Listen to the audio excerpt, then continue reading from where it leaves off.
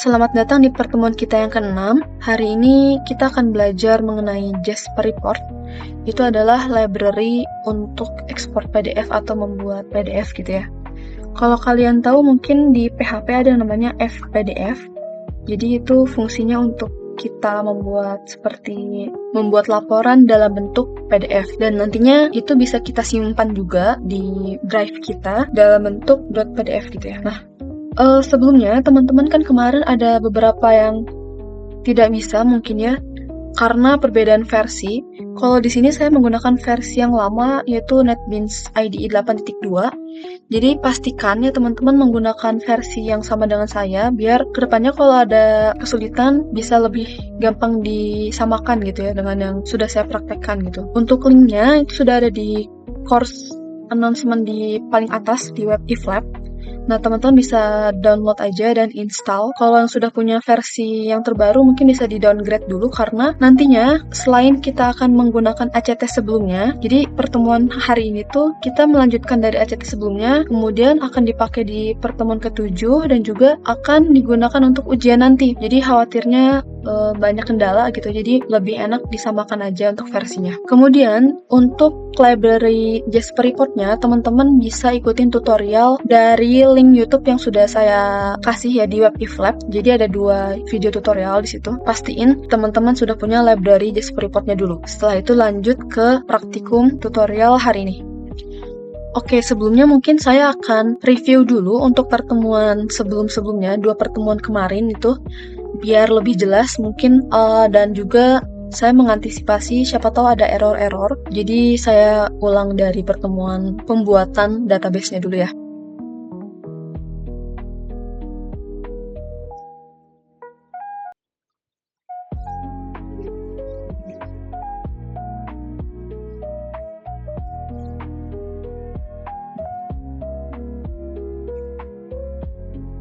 Oke, jadi yang pertama teman-teman pastikan dulu mempunyai database DB_mahasiswa yang pertama.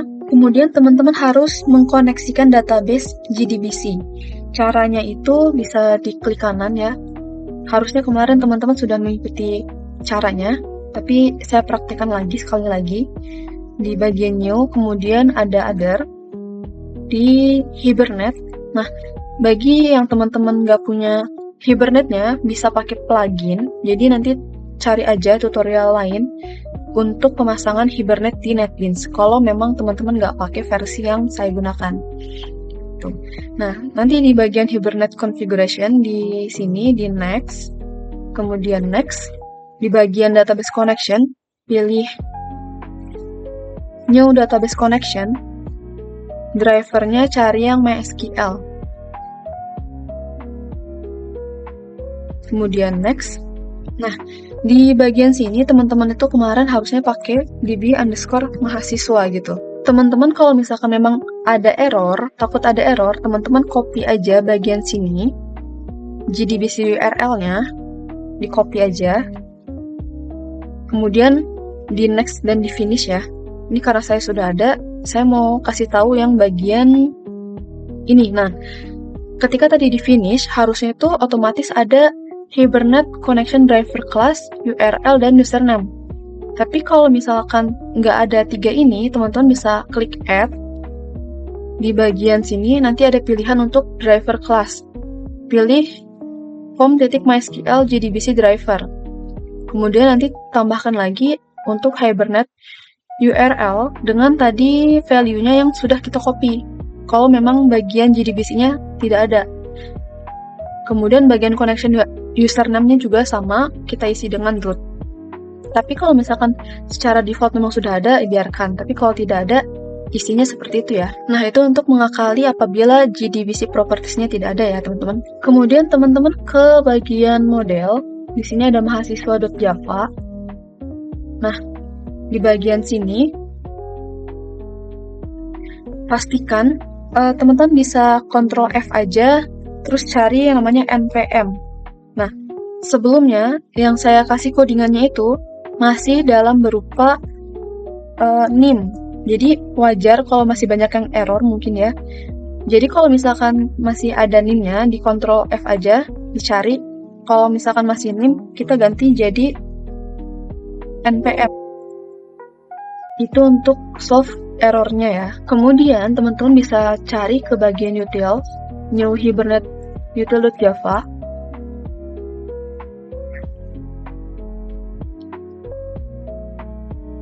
Karena di sini ada nama kelasnya adalah new hibernate util, maka di bagian view juga, di bagian source, nah ini harus disamakan new hibernate util juga dengan nama kelas ini. Kalau misalkan teman-teman nggak pakai new, ya udah seperti ini berarti. Ini kan karena ada error ya, dia menandakan karena tidak ada kelasnya. Nah itu untuk error yang selanjutnya. Kemudian kita ke desain. Kemarin kan kita sudah desainnya seperti ini ya. Untuk handlernya, diklik 2 kali di button. Nah, nanti teman-teman akan lihat kursor aktifnya. Tadi di mana? Nah, ini. Kursor aktifnya di sini. Terus nanti tinggal di copy aja, copy paste yang dari codingan saya. Di copy bagian dalamnya aja. Untuk private void btn simpan actionnya itu nggak usah, jadi dalamnya aja, terus langsung klik enter, isi dalamnya, seperti itu. Oke, mungkin itu untuk beberapa antisipasi error yang kalian alami di praktikum sebelumnya. Jadi pastikan semuanya aman dulu, kemudian baru lanjut ke pertemuan ke-6, melanjutkan dari project Hibernate mahasiswa, oke? Jadi pastikan dulu teman-teman sudah punya library Jasper Report. Di bagian tools ada libraries, sudah ada Jasper Report-nya. Kemudian, kita akan menambahkan library Jasper Report ke project-nya. Di bagian sini, kita cari yang namanya libraries. Nah, ini ada libraries. Ini kan ada Hibernate versi 4 dan juga MySQL dan juga JDK 1.8. Kita tambahkan untuk Jasper Report-nya. Klik kanan, add library. Jasper Report. Pastikan semuanya sudah di-add ya di sini. Kemudian kita akan membuat folder bernama report. Di Hibernate mahasiswa, klik kanan, kita bikin new folder. Kita kasih nama reports. Finish. Sudah. Kemudian kita di bagian files. Di sini ada namanya report. Nah, masih kosong di sini ya. Kita klik kanan di bagian folder ini. Ke bagian other, kemudian di sini cari empty file, kemudian di next, kita kasih nama laporan mahasiswa.grxml, kemudian finish. Nanti akan kosong seperti ini.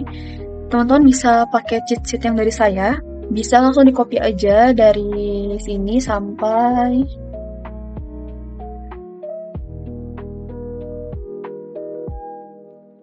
sini ya.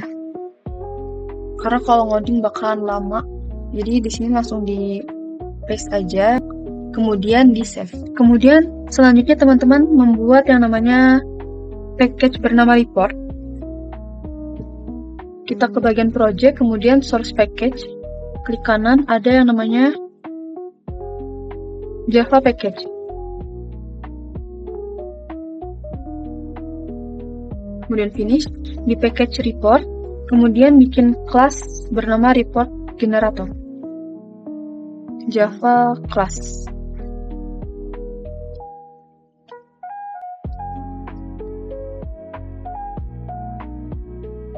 Teman-teman bisa lihat cheat sheet yang saya kasih.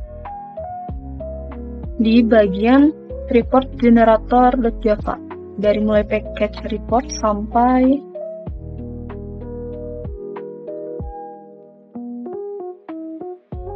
sini.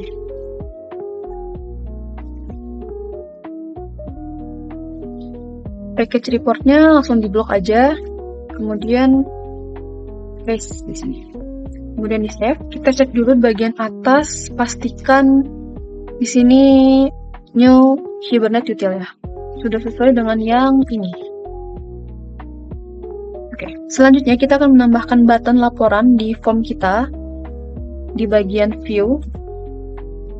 Form, design. Nah, di sini kita akan menambahkan dua button.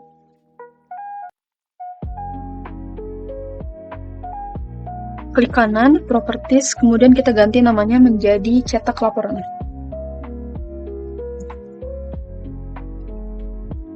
Di bagian code-nya, kita ganti variable name-nya menjadi button cetak laporan. Kemudian, oke ya. Satu lagi, klik kanan, properties, export PDF. Bagian ini, button export PDF. Kemudian kita akan menambahkan handlernya. Kita rapiin dulu. Oke, klik kanan, cetak laporan. Oke, di bagian sini ada kursor aktifnya, enter. Kita lihat cheat sheet-nya lagi untuk button cetak laporan.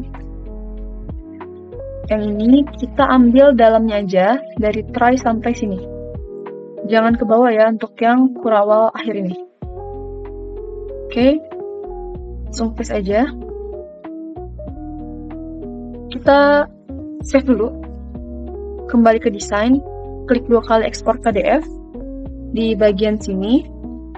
Sekarang kita ambil bagian dalamnya. Di sini. Java Swing sampai ini ya.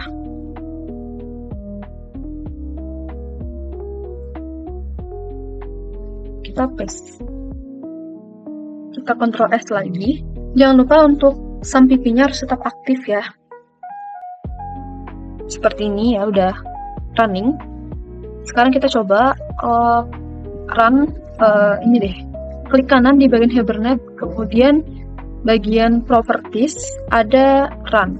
Kita pastiin dulu bagian main class-nya di bagian view from CRUD mahasiswa. Oke. Kemudian kita run file.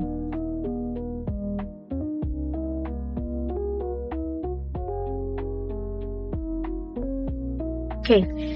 Sekarang coba kita masukin data lagi ya, satu lagi.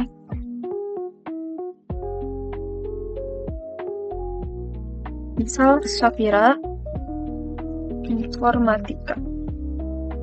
Simpan. Oke, data berhasil disimpan. Kemudian, nah ini udah masuk ya. 1, 2, 3, 4. Oke. Karena kemarin kan saya ada data nomor 4. Dia malah langsung otomatis ngambil yang kelima ya. Oke, nggak apa-apa ya, nggak masalah. Sekarang kita akan coba cetak laporan. Nah, cetak laporannya ada laporan data mahasiswa Universitas Gunadarma dengan data yang sudah kita input ya. Coba kita cek bagian ekspor PDF. Apakah berhasil? Oke. Nah, seperti ini ya. Nanti kita akan dapat menyimpan laporan mahasiswanya di sini. Misal saya mau menyimpan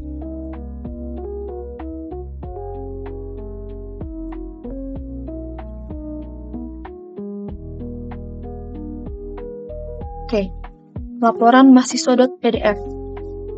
Nanti saya ingin teman-teman mengganti ini menjadi nama kalian, Aulia dan Syafira, kemudian npm ya.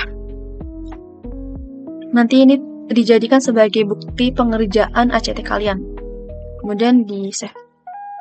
Oke, mungkin itu saja untuk pertemuan kali ini. Jangan lupa di screenshot bagian projectnya, kemudian GUI-nya juga.